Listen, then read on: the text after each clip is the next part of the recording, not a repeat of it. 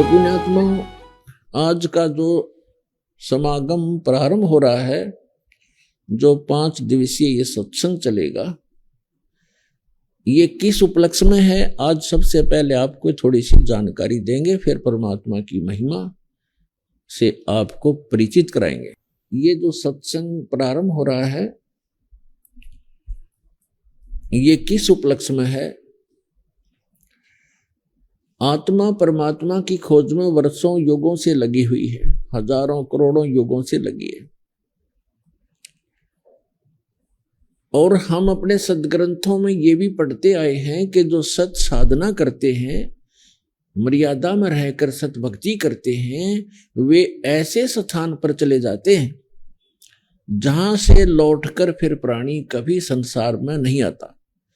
प्रमाण के लिए श्रीमद् भगवत गीता अध्याय नंबर 15 के श्लोक नंबर 1 से लेके 4 में प्रमाण किया है कि तत्वदर्शी संत की प्राप्ति के उपरांत, और तत्वदर्शी संत कैसा होगा वो भी इसमें प्रमाणित किया है। जो उल्टे लटके हुए संसार रूपी वृक्ष के सभी विभाग जानता है, विस्तार से जानता है, वो तत्वदर्शी संत है। तत्वदर्शी संत चौथे अध्याय के 34वें श्लोक में कहा है कि अर्जुन, तू तत्वदर्शी संत से उस तत्व ज्ञान को प्राप्त कर। तो यहाँ 15वें अध्याय के 4थे श्लोक में कहा है कि तत्व ज्ञान की प्राप्ति के उपरांत उस तत्व ज्ञान से इस अज्ञान को काटकर,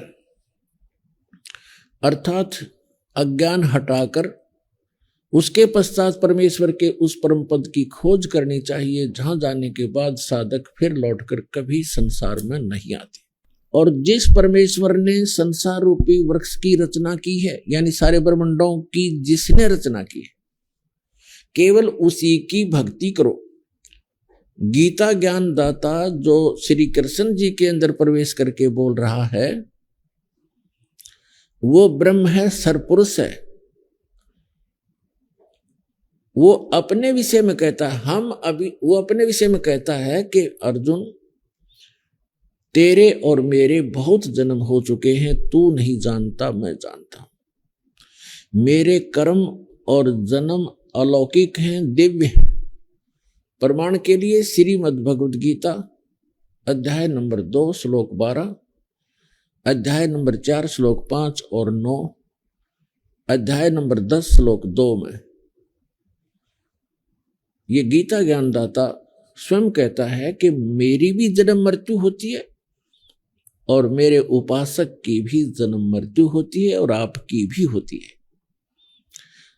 अभी तक जो हमारे धर्म गुरु श्री कृष्ण जी की पूजा का हमें विधान बताते थे, तो यदि हम ये मानकर चलें कि श्रीमद् भगवद गीता का ज्ञान श्री कृष्ण जी बोल रहे हैं, वैसे तो सच्चाई आपको बताई दी दास ने। श्री कृष्ण जी के अंदर ये सरपुरुष यानी काल ज्योत स्वरूपी निरंजन, जिसे योगी लोग ब्रह्म कहते हैं, ऋषि लोग जिसे ब्रह्म कहा करते हैं, वो बोल रहा है। और वो 21 ब्रह्मांड का स्वामी है। और श्री कृष्ण जी विष्णु जी के अवतार हैं। श्री विष्णु समझो से श्री कृष्ण समझो।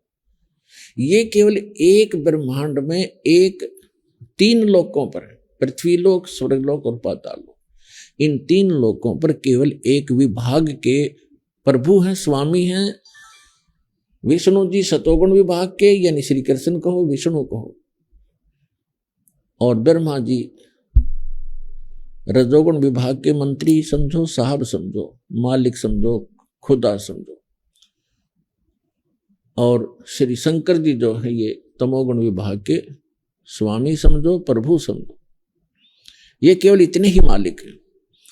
तो गीता ज्ञान दाता जो भी आप समझते थे, उसी को सोचकर चलिए, वही मानकर चलिए। वो कह रहा है कि मेरे तो जन्म मृत्यु होते हैं, और वो कोई और परमात्मा है जिसकी शरण में जाने से 18वें अध्याय के 62वें श्लोक में कहा है, अर्जुन तू सर्वभाव से उस परमेश्वर की शरण में जा, उसकी कृपा से तू परम शांति को और सनातन परम धाम को प्राप्त होगा। तो यहां हमने अब समझना है कि वो परमात्मा कौन है।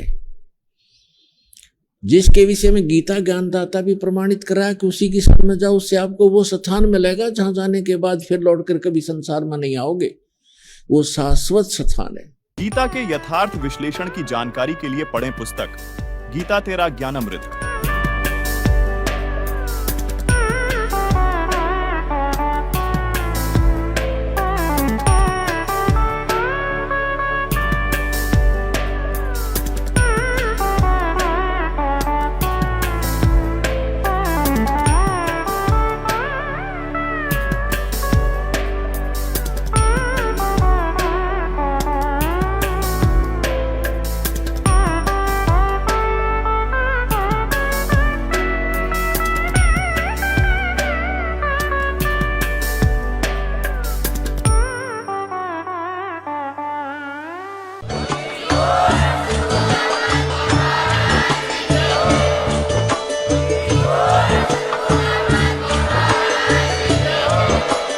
आप सुन रहे थे जगत गुरु तत्वदर्शी संत रामपाल जी महाराज जी के मंगल प्रवचन। अधिक जानकारी के लिए विजिट कीजिए हमारी वेबसाइट www.jagatgururampalji.org।